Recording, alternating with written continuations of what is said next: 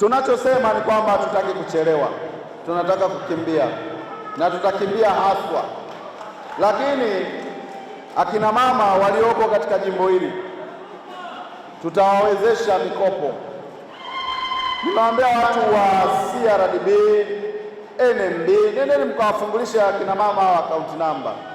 Lakini programu ile ya mikopo nadhani wanayo CRDB, ambapo mimi nitaweka kila kata nitaweka mzigo pale, na mzigo mwingine utaongezewa na bei.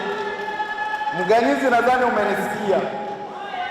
Kwa hiyo mimi nitaweka kianzio kila kata, lakini mwambie vijana na akina mama, vijana waanzishe kila kata, nitaweka mzigo pale, na possibly ni haraka sana, kuanzia mwezi ujao na kuendelea tutaanza. Hatutaki kuchelewa, tunataka watu waanze kufanya biashara.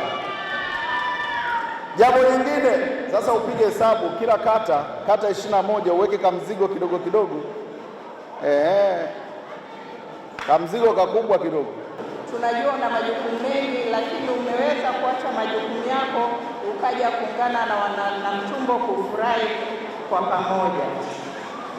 Lakini nitoe shukrani zangu za dhati na kuwasifia wale walioandaa tamasha hili, kwa sababu ubunifu waliofanya huu na leo wote waliopata tuzo hizi itakuwa ni chachu kwa wengine kuhakikisha nyakati zingine na wao pia watapata.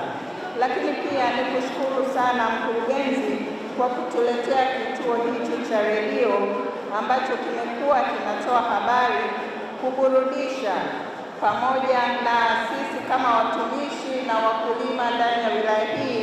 Tulikuwa tukimaliza kwenye shughuli zetu, tumekuwa tukiburudika kupitia redio hii ya Site FM, na sisi wote ni mashahidi.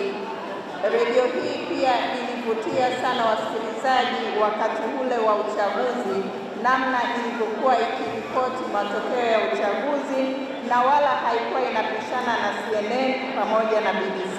Hongereni sana kwa ubunifu huu.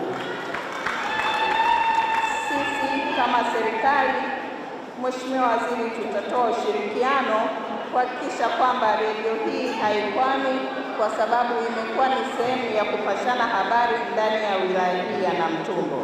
Lakini pia kwa wadau wengine ambao mmekusanyika hapa, nipende tu kusema wilaya ya Namtumbo ina fursa nyingi.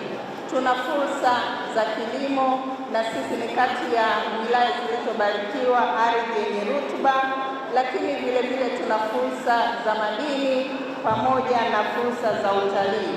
Kwenye nyanda za juu kusini tumebarikiwa na Mtumbo pekee ndio tuliojengewa geti kuingia kwenye hifadhi ya Mwalimu Nyerere ambayo ndio hifadhi kubwa Afrika.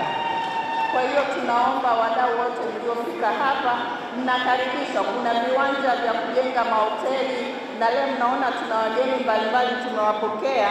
Tunajua kuna changamoto kidogo, lakini viwanja vipyo.